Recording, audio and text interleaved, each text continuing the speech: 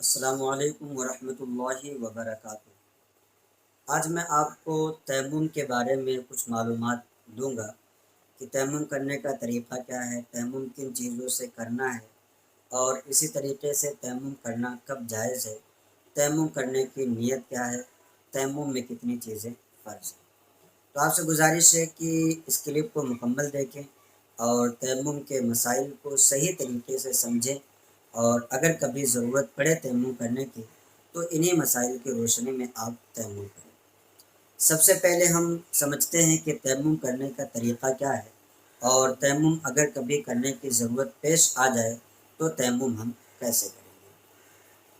تو تیمم کرنے کا طریقہ یہ ہے کہ سب سے پہلے انسان نیت کر لے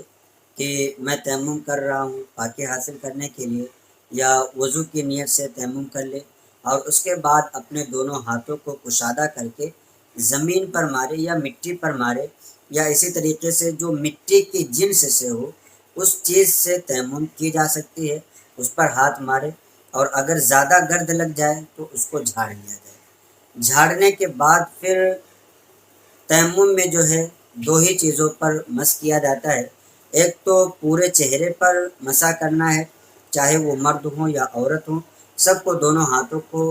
زمین پر مارنے کے بعد اگر زیادہ لگ جائے تو ہلکا سا اس طریقے سے جھاڑ لیں، اور اس کے بعد پھر جہاں پر بال اگنے کی جگہ سے تھوڑی کے نیچے تک اور ایک کان کی لو سے دوسرے کان کی لو تک پورے چہرے پر ہر حصے پر اپنے ہاتھ کو پھیریں۔ اس کے بعد پھر سے ایک مرتبہ اپنے دونوں ہاتھوں کی انگلیوں کو کشادہ کر کے زمین پر مارے، اگر زیادہ لگ جائے تو پھر اس کو جھاڑ لے، اور اس کے بعد پہلے دائیں ہاتھ کا بائیں ہاتھ سے مسا کر لے، اس طریقے سے کہ کوئی بھی حصہ چھوٹنے نہ پائے، پھر دائیں ہاتھ سے بائیں ہاتھ کا مسا کر لے، اور اس میں بھی یہی خیال رکھنا چاہیے کہ کوئی بھی حصہ چھوٹنے نہ پائے۔ اگر مرد انگوٹھی پہنا ہے تو انگوٹھی کو ہٹا کر کے اس کے نیچے وہ ہاتھ پھیرنا ضروری ہوگا۔ اسی طریقے سے عورتیں اگر چوڑی وغیرہ پہنی ہے تو چوڑی کو ہٹا کر کے یا نکال کر کے چوڑی کے نیچے اپنے ہاتھوں کو پھیرنا وہاں پر ضروری ہوگا، اس لیے کہ جہاں تک وضو میں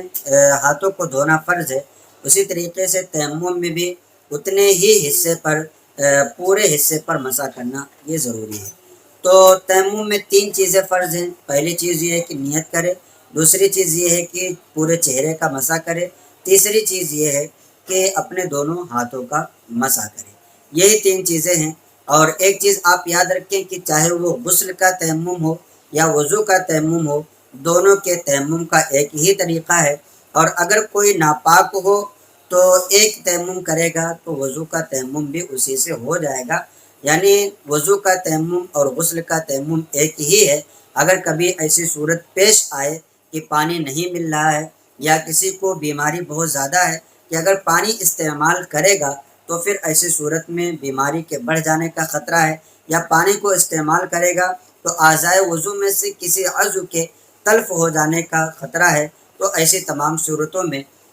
تیمم کرنے کی اجازت دی جاتی ہے۔ البتہ جو سب سے اہم چیز ہے کہ تیمم کرنا اس وقت جائز ہوتا ہے جب پانی پر قدرت نہ ہو، اور پانی پر قدرت نہ ہونے کی صورت علماء کرام نے یہ بیان فرمائی ہے کہ وہاں پر چاروں طرف 1.5 کلومیٹر تک دیکھے گا، اگر چاروں طرف 1.5 کلومیٹر پانی نہ ملے تو ایسی صورت میں اس شخص کو تیمم کرنا جائز ہوگا، ورنہ تیمم کرنا جائز نہیں ہوگا۔ تو یہ تیمم کے مختصر مسائل تھے جو آپ کے لیے جاننا نہایت ہی ضروری تھا، جن کو میں نے آپ کے لیے بیان کیا۔ آپ سے درخواست ہے کہ اس کلپ کو زیادہ سے زیادہ اپنے دوستوں احباب کو بھی شیئر کریں تاکہ انہیں بھی دینی معلومات حاصل ہو، اور اگر آپ کے اور بھی دوسرے سوالات ہوں تو آپ کمنٹ کریں، انشاءاللہ تبارک و تعالی ان تمام سوالات کے جوابات جلد سے جلد دینے کی کوشش کی جائے گی۔ السلام علیکم ورحمۃ اللہ وبرکاتہ۔